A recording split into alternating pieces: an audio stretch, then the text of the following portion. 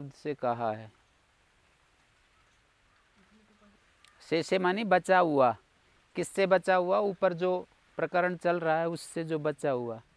तस्यापत्यम से लेकर 4 अर्थ पर्यंत जो कथन कर दिया है, जिन अर्थों का कथन कर दिया उससे बचे हुए अर्थ में अगला सूत्र है जैसे ग्रामाद, ग्राम शब्द से यह और ख प्रत्यय होता है शेष अर्थ में, अर्थात ये ऊपर जो कह दिए इनसे बचे हुए अर्थ में आगे होंगे, ऊपर जो कह दिए उन अर्थों में नहीं होंगे आगे आने वाले प्रत्यय। तो किन का विशेषण है से? अपत्यादि अर्थों से जो बचे हुए अर्थ हैं उन अर्थों का विशेषण है से, है ना। शेषे तस्यापत्यम से चातुरार्थिक प्रत्ययों को, चतुर्थ जो अर्थ है ना उन अर्थों को छोड़कर जो अर्थ आगे आने वाले अर्थों का विशेषण है। यहाँ पर कार के किसका विशेषण है? अपादान आदि संज्ञाओं का विशेषण है। अपादान आएगा, संप्रदान आएगा, कारण आएगा, अधिकरण आएगा, उनका विशेषण है ये। कौन? कार के। प्रथम रख देते कि कारक संज्ञा ऐसे होती तो कैसे होता? कार के, कारकः, कारकम। हाँ वो तो कर सकते थे ना, कर सकते थे, पर नहीं किया है तो उसको हम विचार कर रहे हैं कि ऐसा किया है ये विशेषण बना करके। ठीक है, फिर हम ये विचार थोड़ी करते जो अब कर रहे हैं, इस तरह का विचार नहीं करते। फिर अभी तो हम ये देख रहे हैं कि कारके को सप्तम्यंत रखा है विशेषण के रूप में, या अधिकार रखा है, तो किसका विशेषण है ये? विशेषण के लिए कोई विशेष्य चाहिए, तो ये कार के विशेषण किसका विशेष्य है? मतलब कार के विशेषण और इसका विशेष अपादान आदि है। काशिका में यही लिखा है, पढ़ सकते हो। कार के इति विशेष अपादानादि संज्ञा विषय में अधिक्रियते। अपादानादि संज्ञा विषय किसका अधिकार कर रहे हैं? कार के इति अधिकारो वेदितव्य यदत ऊर्ध्वम अनुक्रमिष्यामा कार के इत्येवं तद वेदितव्यम। ठीक है। यदिता ऊर्ध्वम, इता है ये विसर्ग तो लोप हो रहे हैं, संधि, इसको बोलते हैं लोप हो रहे हैं। मैंने कहा जैसे मैं कहीं एक शब्द बोलूं तो समझ लेना, मैं एक शब्द आपको सिखा रहा हूं, मैं एक शब्द लिख रहा हूं और ये शब्द मैं बोलूं तो समझ लेना।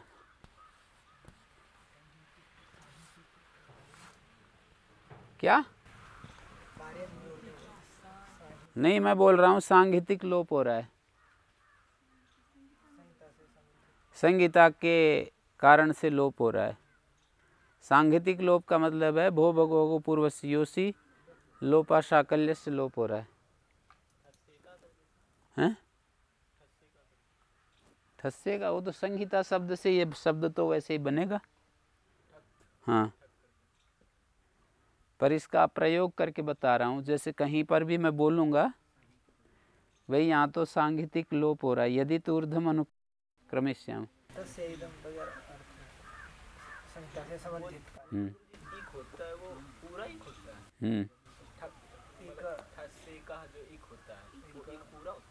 ठ वर्ण के स्थान में एक हो गया, ठ का है उसमें क में आकर मिल गया। और या यूं कर लो, वो संघात ग्रहण है, उसके स्थान में संघात ही इक आ जाता है, इक पूरे के स्थान में पूरा आ जाता है। हाँ जी, इता ऊर्ध्वम में, इता ऊर्ध्वम की बात कह रहा हूँ। तो आप क्या,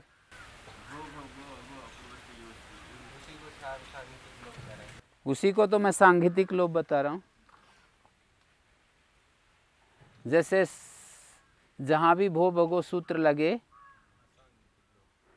तो उसको हम एक शब्द में से बता सकते हैं, सांगीतिक लोप हो रहा है यहाँ। संहिता और भी कोई लोप हो रहा हो, और भी किसी सूत्र से लोप हो रहा हो, सांगीतिक लोप। संहिता मानी इससे वहाँ तो सांगीतिक, फिर ऐसे बोलेंगे सांगीतिक ओ हो रहा है। संहिता से जो परिवर्तन होते हैं ना, उसको कह देते हैं सांगीतिक परिवर्तन। हाँ, ये सब बोलेंगे। संहिता के अधिकार में जो भी कार्य हो जाते हैं ना, परिवर्तन, सांगीतिक णत्व हो रहा है या सांगीतिक सत्व हो रहा है, सत्व हो रहा है। संहिता 3 जगह है ना, कहाँ कहाँ श्रुति? 3 जगह है। और कहाँ है? और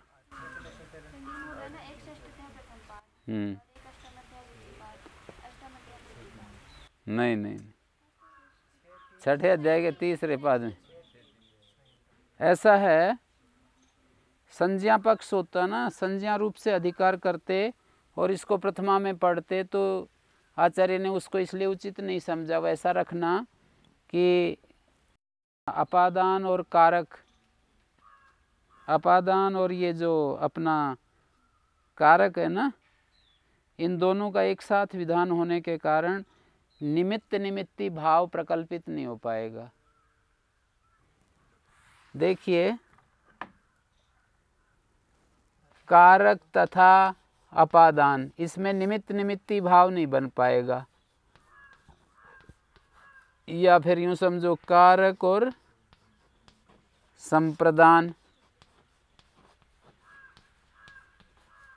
कारक और करण, सब जगह इसी तरह से कारक और ये 6 के विषय में आएगा ना।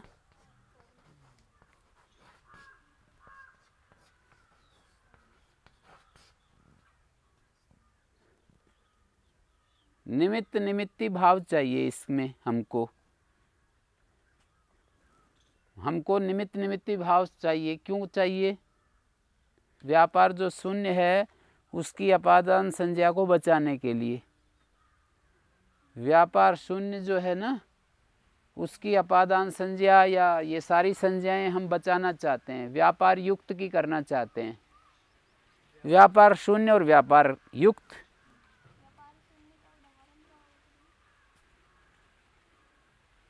व्यापार शून्य का उदाहरण ये हो जाएगा, जैसे नटस्य शृणोति,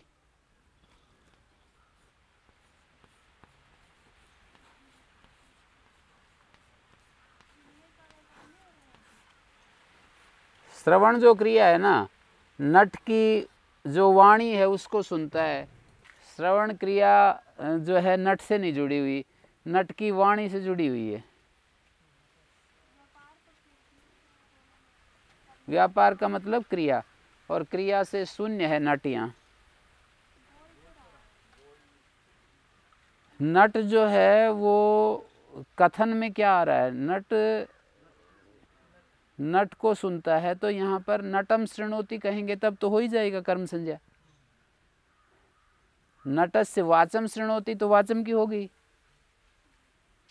पर नट जो व्यापार यहाँ पर इस कथन में शृणोति का संबद्ध, शृणोति का जो व्यापार, श्रवण जो व्यापार है वो नट से जुड़ा हुआ नहीं है। नट का श्रवण कोई और कर रहा है। वो तो जुड़ेगा। देवदत्ता नट से शृणोति क्रिया से जो है ना, अधिकतम 6 जुड़ सकते हैं। कर्ता कर्म ये जो मैंने लिखे हैं ना, क्रिया से अधिकतम जो जुड़ सकते हैं वो 6 होते हैं। जैसे देवदत्त जाता है, देवदत्त गांव से आता है, देवदत्त गांव से गाय के लिए साइकिल के द्वारा घास खेत से लाता है या गांव से लाता है। देवदत्त खेत से साइकिल के द्वारा गाय के लिए खेत से, और एक और अधिकरण बच रहा है, हाँ गौशाला में घास लाता है, रखता है, ला है जी। के रखता है,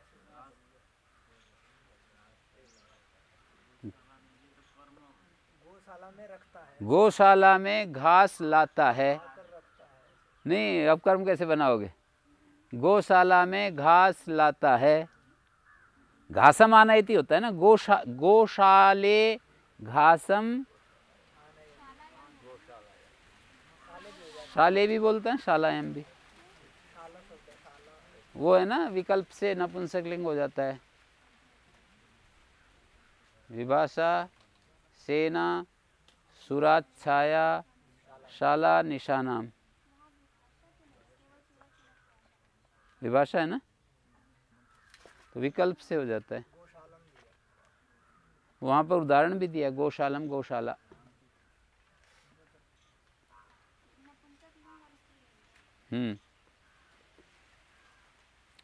व्यापार शून्य की अपादान आदि संज्ञा नहीं होती, व्यापार शून्य की नहीं होती, मतलब छाट पत्र पतन इसमें तो व्यापार शून्य की नहीं नहीं, अपाय का वो बना हुआ है ना, यहाँ से ये पत्ता अलग हो रहा है ना, तो अपाय में वो, अपाय क्रिया में वो निमित्त बन रहा है।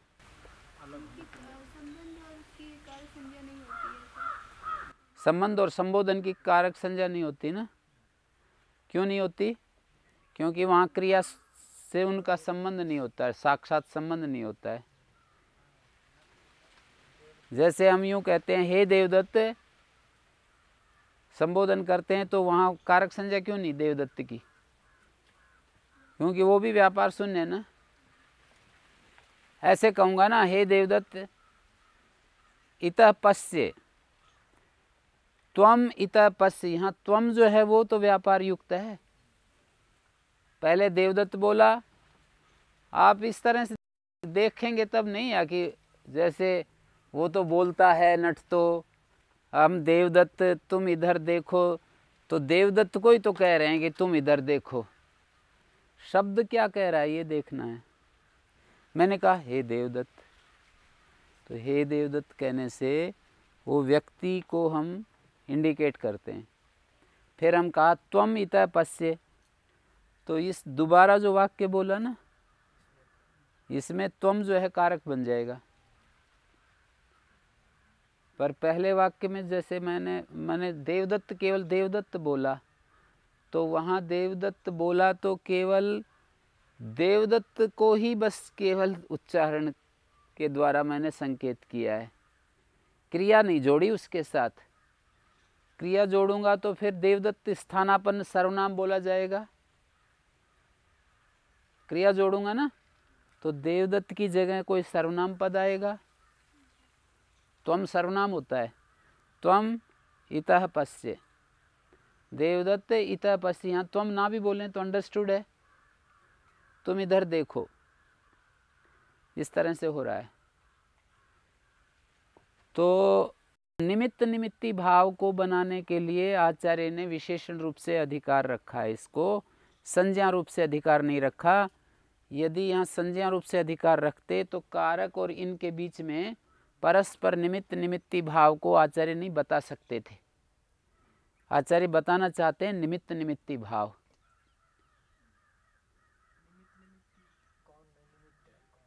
कौन निमित्त है और कौन निमित्ती है? कारक शब्द निमित्त पर्यायवाची भी है ना।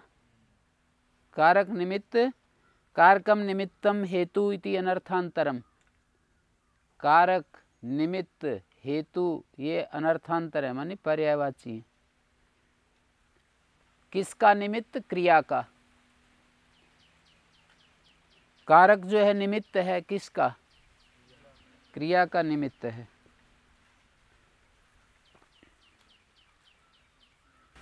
क्रिया और कारक में देखेंगे तो क्रिया का निमित्त कारक है। अपादान में कैसे अपादान होगा तभी? अपादान एक क्रिया है ना।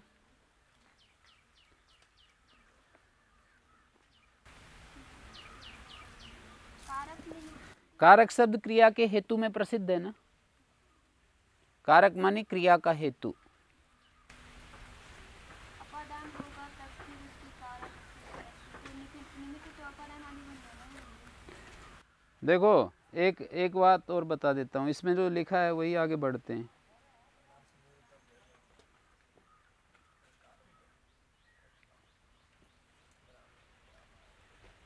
कारक शब्द एक अनवर्थ संज्ञा, अनवर्थ भी है। अनवर्थ का मतलब जो व्यापार युक्त है उसी की कारक संज्ञा होती है, व्यापार शून्य की नहीं होती। करोति इति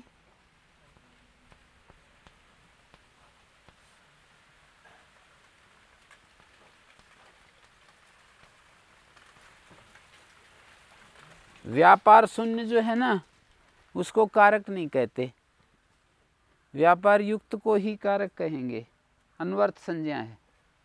और कारके जो है ये निर्धारण में सप्तमी यदि मान लें तो क्या अर्थ होगा, और जाति में एक वचन,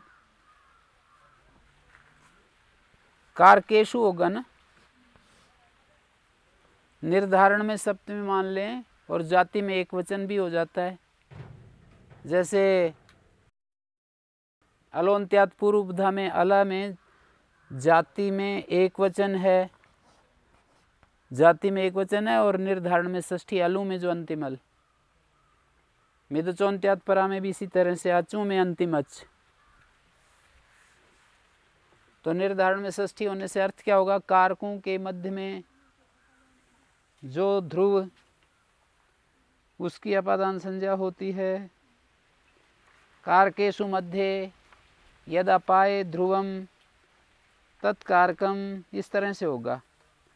और निर्धारण जो होता है सजातीय विषयक होता है, तो व्यापार शून्य की नहीं होगी। कारकों के मध्य में जो कारक, कारकों के मध्य में जो कारक ही लिया जाएगा, जो अपादान होगा ना वो कारक ही होगा। कारक का मतलब वो क्रिया युक्त ही होगा, क्रिया शून्य नहीं हो सकता। विशेषणानुरूप यहाँ पर अधिकार रखा है, संज्ञानुरूप नहीं रखा।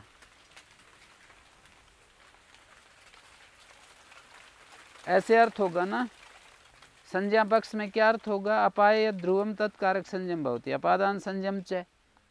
सूत्रार्थ क्या होगा, अपाये, संज्ञा पक्ष में बोल रहा हूं, अपाये यद ध्रुवम तत्कारक संयम,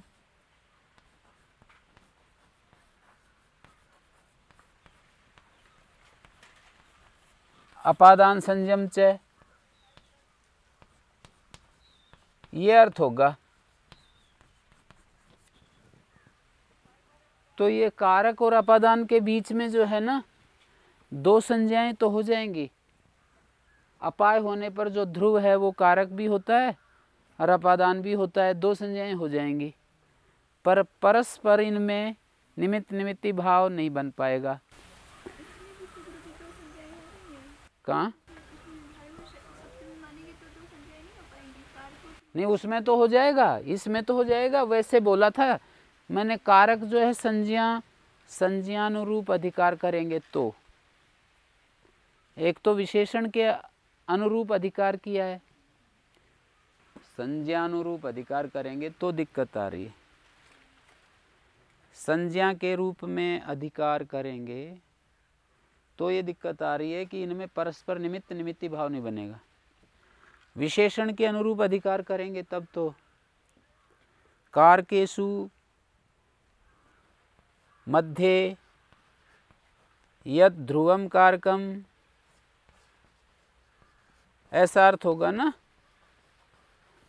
तो निर्धारण और निर्धार्यमान समान जातीय होते हैं।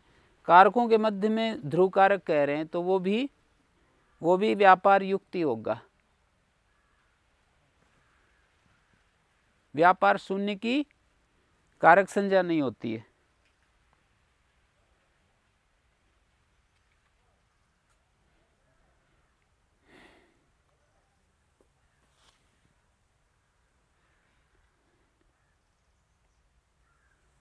तो दो ढंग से ये कारक शब्द बनाते हैं, ये भी एक बात मैं आपके सामने रख रहा हूं।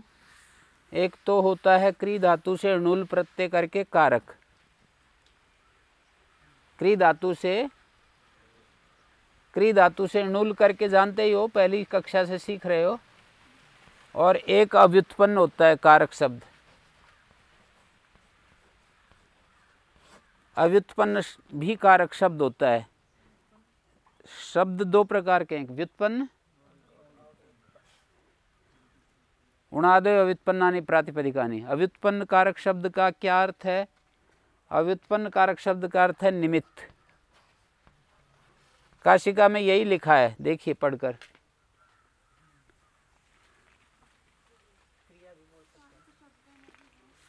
कारक शब्द निमित्त पर्याय, ये अव्युत्पन्न कारक की चर्चा है।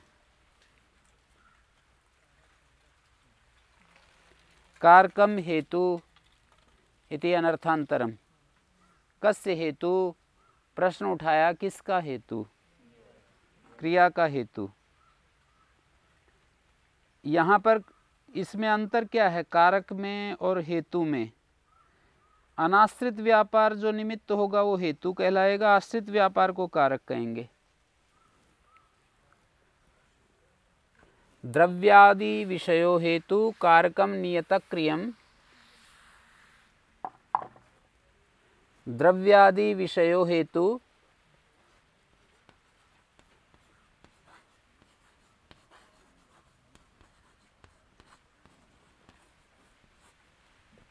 कारकम नियतः क्रियम।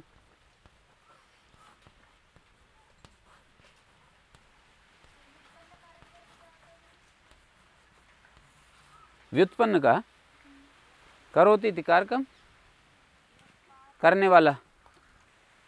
मतलब यदि हम वो मान लेना णुल त्रिचो वाला कारक, णुल प्रत्यांत, तो बताओ आप अपनी कल्पना से क्या दोष आएगा? जो णुल प्रत्यांत कारक मान लें तो क्या दोष आएगा? हाँ, ये इन्होंने कल्पना ठीक पहुंचाई। णुल प्रत्यांत मानेंगे तो कर्ता की ही कारक संज्ञा हो पाएगी, अपादान, संप्रदान, अधिकरण इनकी नहीं हो पाएगी। करने वाला वही कारक बनेगा फिर तो। कारक संज्ञा और अपादान जो संज्ञा हैं, इनका समावेश हमारे को चाहिए यहाँ। कारक और अपादान इन दो संज्ञाओं का समावेश चाहिए।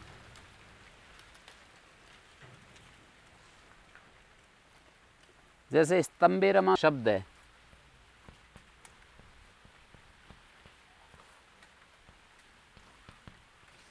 इस उदाहरण में गति कारकोपदात्कृत सूत्र चाहिए प्रयोग।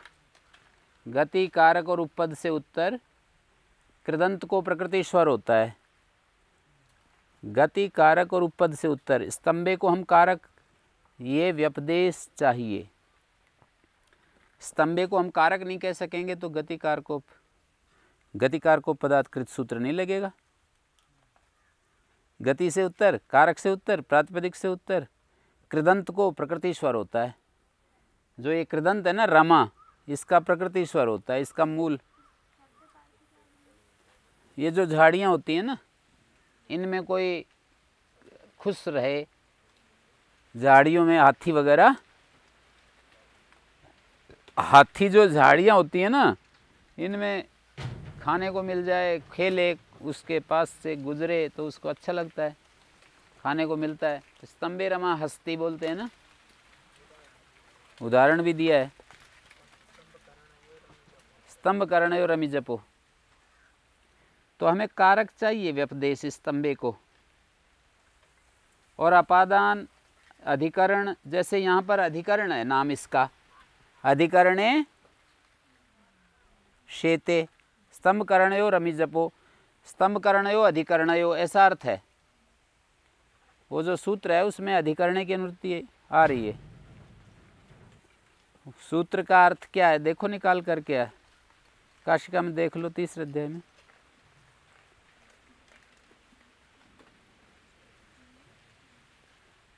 स्तंभ और करण, ये अधिकरण उपपद हों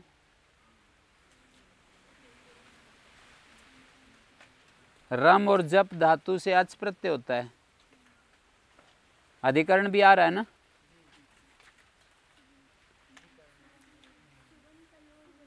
हाँ, तो सुबंत यहाँ अधिकरण ले रहे हैं। तो मैं ये कहना चाह रहा हूँ कि यहाँ पर इसका कारक तो नाम नहीं आ रहा है ना, सुबंत ही तो आ रहा है। अधिकरण एक प्रकार से ले रहे हैं कि अधिकरण उपपद रहते, पर इसको कारक भी मानना चाहिए। अधिकरण तो है, इसका कारक व्यपदेश भी चाहिए गतिकार को पदार्थकृत सूत्र लगाने के लिए। इसका प्रकृति स्वर करेंगे तो ये वाला होगा, चित्त अंतोदत्त। हाँ,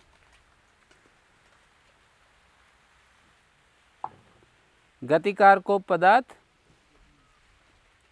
गति से उत्तर, कारक से उत्तर, उपपद से उत्तर, इसको कारक कहना चाहिए। यहाँ अधिकरण तो कह दिया पर कारक भी चाहिए इसको, तो ये स्वर नहीं हो पाएगा। गति, कारक और उपपद।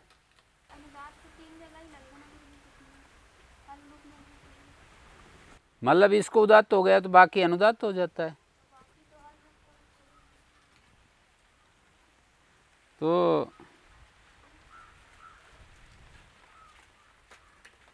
कारक शब्द एक तो णुल प्रत्यांत है, करोति इति कारकम, और एक अव्युत्पन्न संज्ञा शब्द है। कारकों में जो कारक, उसकी अपादान संज्ञा होती है। तो देखिए मैंने ये लिखा, नियतक क्रियम अनाश्रिते तु व्यापारे